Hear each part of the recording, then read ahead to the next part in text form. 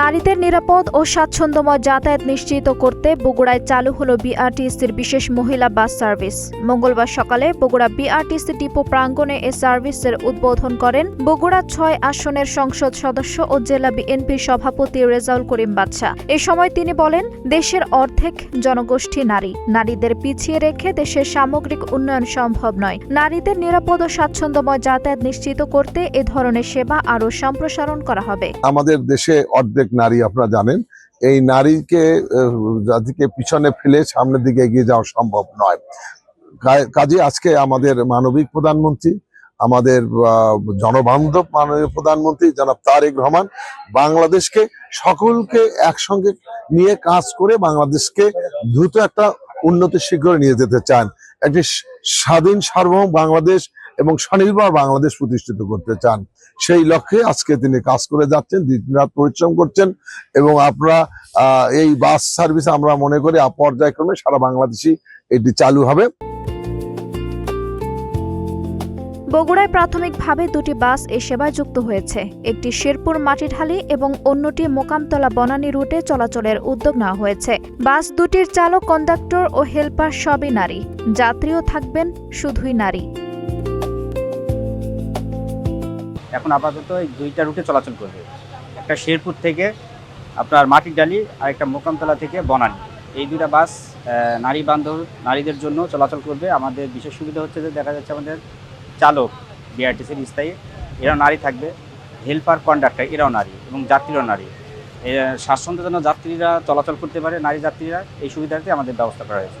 গোলাপি রঙের বিশেষ এই বাসে কর্মজীবী নারী ও শিক্ষার্থীদের নিরাপদ যাতায়াতের পাশাপাশি স্বাচ্ছন্দ্য নিশ্চিত হবে বলে আশা সংশ্লিষ্টদের। পর্যায়ক্রমে বগুড়ার অন্যান্য গুরুত্বপূর্ণ রুটেও এই সেবা সম্প্রসারণের পরিকল্পনা রয়েছে।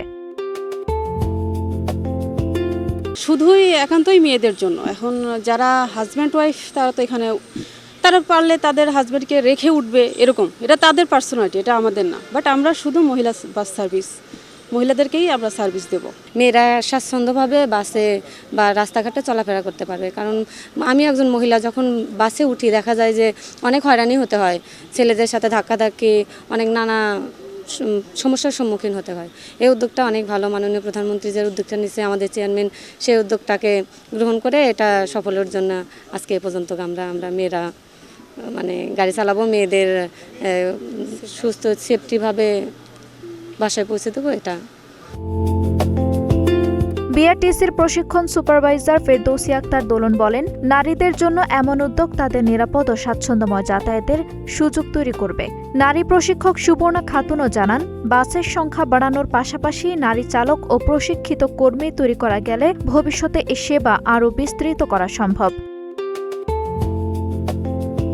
যারা কর্মজীবী নারী, এই নারী তারা কিন্তু সকালবেলা যখন কর্মের উদ্দেশ্যে বের হয় তখন কিন্তু তারা তাদের কর্মস্থলে পৌঁছাবার জন্য তাদের যে একটি যুদ্ধ, গাড়িতে কিন্তু তাদেরকে একটু যুদ্ধ করে তাদেরকে কিন্তু কর্মস্থলে পৌঁছাতে হয়।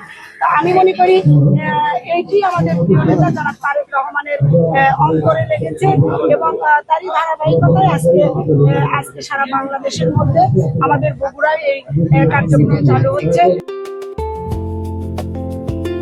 উদ্বোধনী অনুষ্ঠানে উপস্থিত ছিলেন বগুড়ার অতিরিক্ত জেলা প্রশাসক জ্যোতি বিকাশ চন্দ্র, ট্রাফিক প্রশাসন সালেকুজ্জামান, বিআরটিসি বগুড়া বাস ডিপোর ম্যানেজার অপারেশন শাহিনুল ইসলাম সহ জেলা ও মহানগর মহিলা দল এবং ছাত্র দলের নেতৃবৃন্দ।